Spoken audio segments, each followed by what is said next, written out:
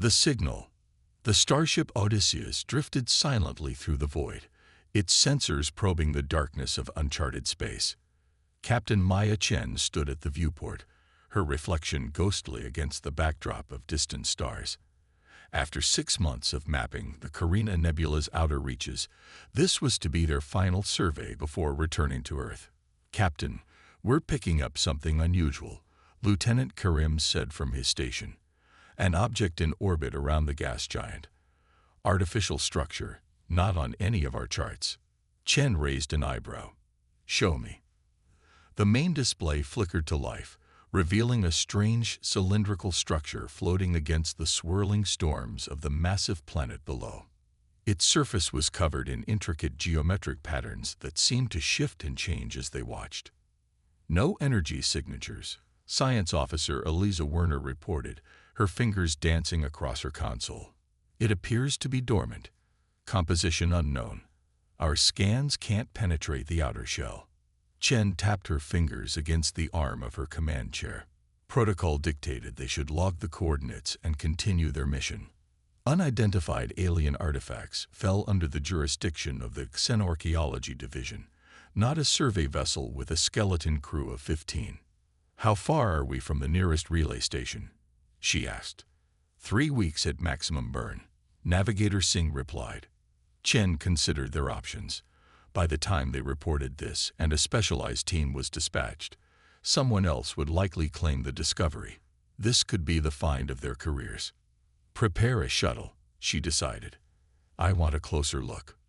2 hours later, Chen found herself suited up alongside Werner and Security Chief Jackson, approaching the mysterious object. Up close, it was even more impressive, nearly 40 meters long, with surface patterns that reminded Chen of ancient circuit boards. "It's beautiful," Werner breathed, her voice filled with wonder. "The craftsmanship. This isn't just technology, it's art." "Stay focused," Chen reminded her. "We observe, we document. We return to the ship. No unnecessary risks." They maneuvered carefully around the cylinder, setting up scanning equipment at regular intervals. For nearly an hour, they worked in silent concentration, gathering data on the enigmatic structure. "Captain," Werner called suddenly, excitement evident in her voice. "I'm detecting minute power fluctuations within the object. I think it's responding to our presence." Before Chen could respond, a seam appeared along the cylinder surface. It widened silently, revealing a recessed panel covered in unfamiliar symbols that glowed with a soft, pulsing light. "Nobody touch anything," Chen ordered sharply. "Jackson, get between Werner and that panel." But it was too late. The scientific curiosity that had driven Werner to the stars had already compelled her hand forward. The symbols appeared to be some form of mathematical sequence. "If I can just..." Her gloved fingers brushed against the glowing surface. The cylinder erupted with blinding light, forcing them to activate their visor's protective filters. When the glare subsided, the once dormant object was now alive with pulsing energy that rippled across its surface in waves. "What did you do?" Jackson demanded. I don't know," Werner stammered. "I barely touched it. Back to the shuttle. Now." Chen's tone left no room for argument. As they retreated, a beam of concentrated energy shot from the cylinder into the depths of space, a signal of incredible power and focus. "Captain," Communications Officer Patel's voice crackled through the comms. "We're detecting a massive energy surge from the object. It's broadcasting something, a transmission of some kind. Range and power unlike anything in our database." Chen felt a chill run down her spine. "To whom?" The question hung in the air, unanswered. Back aboard the Odysseus, the crew worked frantically to analyze the signal. Hours stretched into days as they attempted to decode its purpose while accelerating toward the nearest human outpost.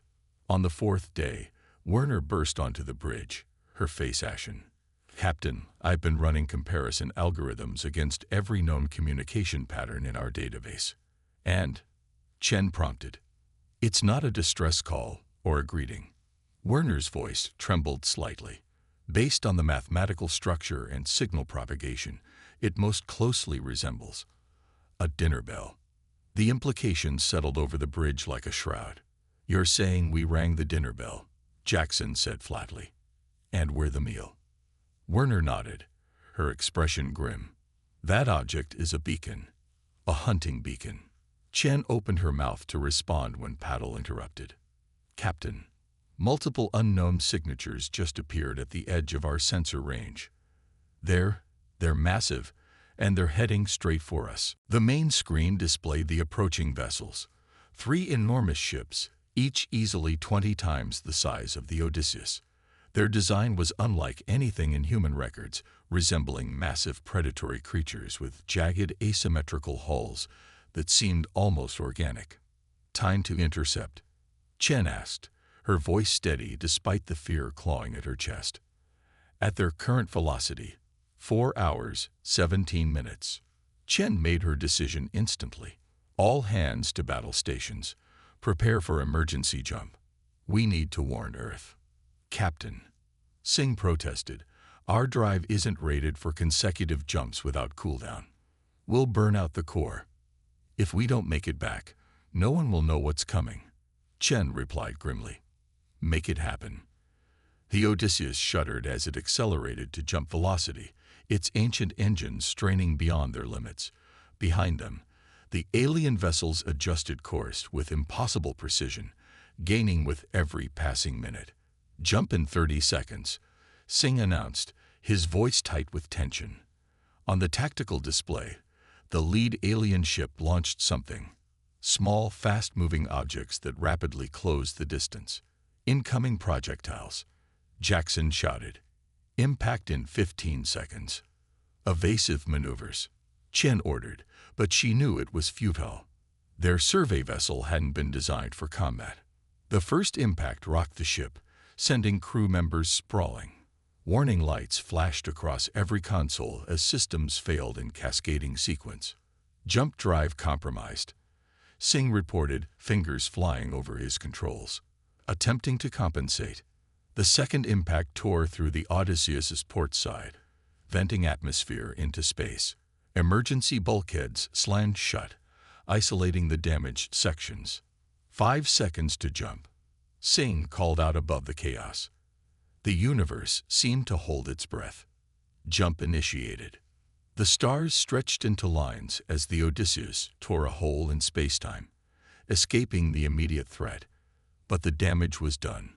Alarms blared throughout the ship as the engines overheated. "Coolant leak in the drive core," Chief Engineer Takahashi reported over the comms. "We can make 1 more jump, maybe 2 if we're lucky, before the whole system fails." Chen stared at the navigation display, calculating distances and transit times. "Plot a course for Outpost Sigma. We need to get the word out, no matter the cost." 3 grueling days later, the Odysseus limped into Sigma's orbit, trailing debris and venting plasma. Chen had lost 4 crew members to the attack and subsequent system failures. As they were brought aboard the outpost's medical bay, Chen insisted on meeting immediately with Commander Reeves, Sigma's senior officer. "You need to evacuate the station," she told him, ignoring the medic attempting to treat the burns on her arm. "We encountered something out there, something that's coming this way." Reeves frowned, clearly skeptical. "Captain Chen, you've been through a traumatic experience. Perhaps after you've rested. We don't have time." Chen cut him off, pulling up the sensor data they'd managed to salvage. "Look at these readings. Those ships will be here within days, and they're not coming to talk." The commander studied the data, his expression growing increasingly grave. "These energy outputs, they're beyond anything in our database.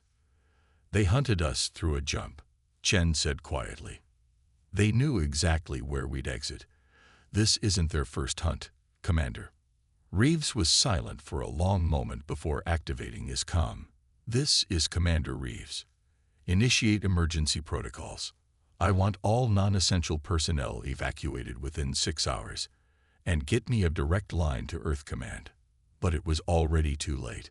The alien fleet arrived at Outpost Sigma 12 hours later, Not 3 ships now, but 7. They made no attempts at communication, no demands for surrender. The attack began without warning. From the observation deck, Chen watched in horror as the massive vessels surrounded the station, deploying smaller craft that methodically targeted the station's defenses. Sigma's meager weaponry barely scratched the alien hulls before being systematically destroyed. "This isn't just an attack," Werner whispered, standing beside her. "It's a harvest." Chen understood then. The beacon hadn't merely alerted these predators to their presence, it had assessed them as worthy prey. As the alien ships extended massive appendages toward the station, she knew with grim certainty that humanity had unwittingly announced its existence to the galaxy's apex predators. The feeding had begun. Humanity's response. Admiral Helena Vance stood before the assembled Joint Military Command, her weathered face grim as the holographic display showed the advancing alien fleet. In the 3 months since first contact, humanity had lost 17 outposts and 3 colony worlds. The death toll had surpassed 8 million. "They call themselves the Harvesters," she explained, gesturing to the alien vessels cutting through Earth's outer defenses. "From what we've pieced together from survivors' accounts, they're a nomadic species that travels between galaxies, seeking out developing civilizations to consume." "Consume how, exactly?" asked General Kumar, his voice tight. "Resources, technology, biological material," Vance replied flatly. "They strip planets bare." Admiral Zhao's scout ships reported that Palmer's world is now essentially a barren rock. Nothing left but the planet's core. The room fell silent as the implications sank in. "What about diplomatic options?" asked the UN Secretary General.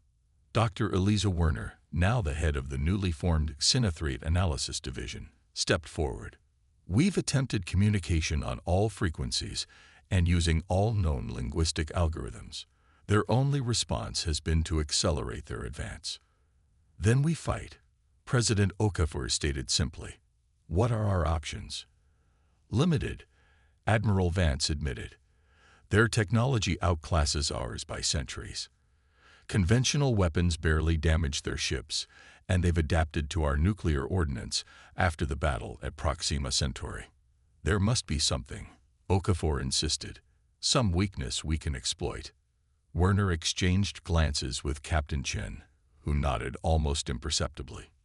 "There might be," Werner said, activating her own data display. "We've been analyzing their communication patterns.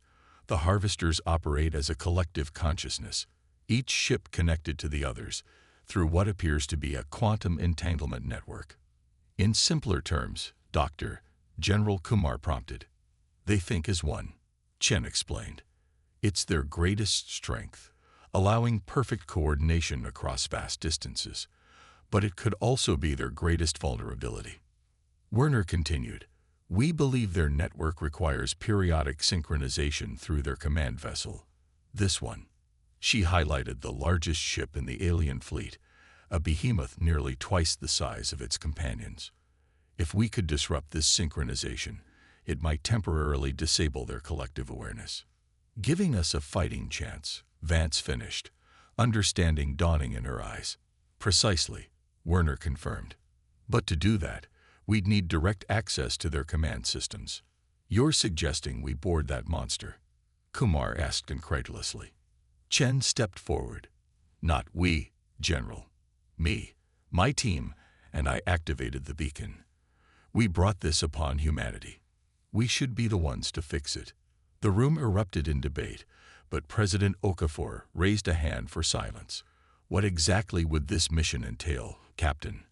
"A small stealth craft, a team of specialists, and the most advanced cyber warfare package our best minds can devise," Chen replied. "We get aboard, upload a virus designed to corrupt their synchronization, and extract before they realize what's happening." "A suicide mission," Kumar stated flatly. Chen didn't flinch. "A necessary risk." The resulting operation was codenamed Annihilation.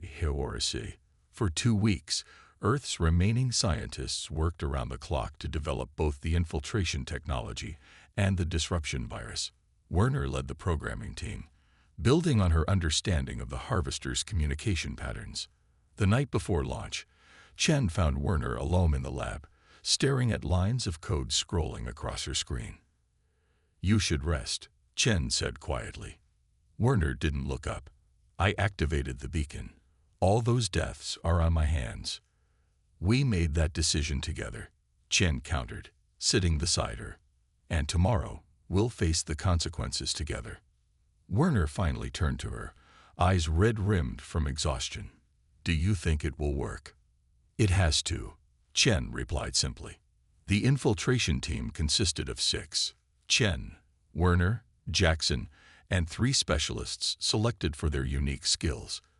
Dr. Emiko Tanaka, the foremost expert in quantum communications. Major Darius Wade, whose neural implants made him the most decorated Special Forces operative in Earth's military. And Ava Santos, a prodigy in adaptive engineering, who had personally designed their stealth craft, the Shadow Dancer. As they prepared for departure, Admiral Vance addressed them one final time. "The fleet will engage the Harvesters at these coordinates." She indicated a point in space between Mars and the asteroid belt. "We can't win, but we can hold their attention long enough for you to slip through their defensive screen." "How long will we have?" Wade asked, checking his specialized weaponry. 30 minutes. Maybe less," Vance admitted. "Once they realize it's a diversion, they'll redirect their forces." Chen nodded grimly. "Then we better not waste any time." The battle began at 600 Earth Standard Time. Every remaining ship in humanity's arsenal, military vessels, repurposed civilian craft, even mining platforms retrofitted with makeshift weapons, launched a coordinated attack against the Harvester fleet. It was the largest engagement in human history, a desperate last stand against extinction. Under the cover of this chaos, the Shadow Dancer slipped between the massive alien vessels, its experimental cloaking technology rendering it invisible to their sensors. At the helm, Santos navigated with preternatural skill, using the battle itself as additional cover. "Their command ship is adjusting position," she reported tensely, "moving to intercept our 3rd battle group."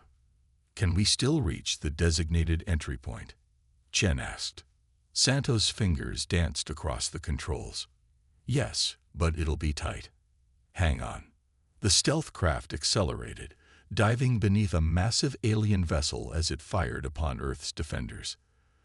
Through the viewports, they witnessed the devastating power of the Harvesters, beams of energy that sliced through battleships like paper, smaller hunter craft that swarmed and overwhelmed human fighters. "There," Santos announced, pointing to a section of the command ship's hull. "That's our access point, a maintenance conduit, based on the energy patterns."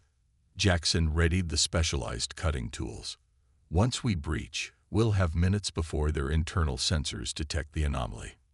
"Then we move fast," Chen said, checking her equipment one last time. "Jackson, Wade, you're our defense. Tanaka, Werner, you're with me on the upload. Santos, keep the Shadow Dancer ready for immediate extraction." The docking was flawless, Santos manipulating the stealth craft with millimeter precision. The cutting tools sliced through the alien hull, creating an opening just large enough for the team to slip through. The interior of the Harvester command ship defied human understanding. Corridors that seemed to shift and breathe, surfaces that rippled like liquid yet remained solid to the touch. The air itself felt heavy, charged with an energy that made their skin crawl. "This way," Tanaka whispered, following the readings on her specialized scanner. "The command nexus should be 3 levels down." They moved swiftly through the alien vessel, encountering no resistance. The absence of guards was more unnerving than comforting. "They don't expect intruders," Werner realized. "They've never needed internal security." "Lucky us," Wade muttered, his enhanced senses constantly scanning for threats. The command nexus was a vast spherical chamber dominated by a pulsating crystalline structure that hung suspended in its center. Tendrils of energy connected it to smaller nodes throughout the room. "That's it," Tanaka breathed. The synchronization hub. Werner approached one of the peripheral nodes, connecting her specialized interface device. I need 3 minutes to upload the virus. Make it 2, Chen replied, checking the time. Our diversion won't hold much longer. Wade suddenly tensed, his implants detecting something the others couldn't. We're not alone. From recessed alcoves around the chamber, figures emerge, not the massive armored harvesters they glimpsed during battles, but smaller entities that moved with unsettling fluidity. Their forms seemed almost human, yet wrong in subtle, disturbing ways. They're adapting, Jackson realized with horror. Mimicking us. Keep them back. Chen ordered as Jackson and Wade positioned themselves between the creatures and Werner. The fight was brutal and silent. The harvester drones moved with impossible speed, learning and adapting to human combat techniques with each exchange. Wade's enhanced reflexes kept him ahead of their evolution, but Jackson quickly found himself overwhelmed. 60 seconds, Werner called out, fingers flying across her interface. A drone slipped past Wade's defense, lunging toward Werner. Chen intercepted it, driving her combat knife into what she hoped was a vital area. The creature collapsed into a puddle of silvery liquid that immediately began to reform. They don't die, she warned. They just reconfigure. 30 seconds, Werner announced, her voice strained but determined. The remaining drones suddenly froze, their fluid forms rippling with what might have been confusion. Then, as one, they turned toward the crystalline hub. They've detected the intrusion, Tanaka realized. Werner, hurry. Done, Werner shouted, disconnecting her device as the upload completed. For a heartbeat, nothing happened. Then the crystalline structure at the center of the room began to pulsate erratically, its steady rhythm disrupted. The energy tendrils connecting it to the nodes flickered and distorted. Throughout the ship, alarms began to sound, not the familiar wailing of human warning systems, but an eerie harmonic resonance that seemed to vibrate through their very bones. Time to go, Chen ordered, helping the wounded Jackson to his feet. They fought their way back to the Shadow Dancer, the ship around them increasingly chaotic. Harvester drones moved without coordination, sometimes colliding with each other or the walls. Systems failed seemingly at random. Gravity shifting, lights flickering, doors opening and closing without pattern. The virus is working, Werner said as they reached the extraction point. It's spreading through their network, disrupting the synchronization. Santos had the Shadow Dancer ready, the engines primed for immediate departure. As they sealed the airlock behind them, the stealth craft detached from the harvester vessel and accelerated away from the command ship. On the tactical display, they watched as the effect spread throughout the harvester fleet. The perfect coordination that had made them unstoppable faltered. Ships that had moved in perfect harmony now drifted aimlessly, or worse, collided with each other as conflicting commands reached their navigation systems. Earth Command, this is 2RJA and Horus. Chen transmitted. Virus successfully deployed. The harvesters are vulnerable. Repeat, the harvesters are vulnerable. Admiral Vance's response was immediate. All units, this is Supreme Command. Concentrate fire on disabled vessels. Priority targets marked on tactical displays. Let's end this. The human fleet, battered but unbowed, rallied for a final assault. With the harvesters' collective consciousness temporarily fragmented, their technological advantage meant little. One by one, the alien ships fell to concentrated fire, unable to coordinate their defenses. As the Shadow Dancer rejoined the human fleet, Chen watched as humanity's weapons tore through the once invincible harvester command ship. The massive vessel shuddered under the onslaught, secondary explosions cascading along its length, before it finally broke apart in a spectacular eruption of light and energy. With their command structure destroyed and their network in chaos, the remaining harvester vessels attempted to retreat. But in their confusion, many jumped to incorrect coordinates or suffered catastrophic drive failures. Those that survived fled into the depths of space, their threat neutralized, at least for now. In the aftermath, as humanity began the long process of rebuilding. Chen stood beside Werner in the memorial garden that had been established to honor the millions lost. The centerpiece was a simple stone marker engraved with the names of the Odysseus crew who had perished during their escape from the beacon. "Do you think they'll return?" Werner asked quietly. Chen gazed up at the stars, now both more wondrous and more terrifying than ever before. "Perhaps. But next time, we'll be ready." "We awakened something ancient and terrible," Werner reflected. "But in doing so, we discovered our own strength." Chen nodded slowly. "That's the thing about humanity. We make mistakes, catastrophic ones, sometimes, but we learn, we adapt, we survive." Above them, Earth's new defense network, built with salvaged harvester technology, stood vigilant against the darkness of space. Humanity had faced extinction and emerged stronger, more united than ever before. The signal that had summoned the most lethal death fleet in history had also, inadvertently, forged humanity into a force to be reckoned with among the stars. The hunt had changed the hunters forever.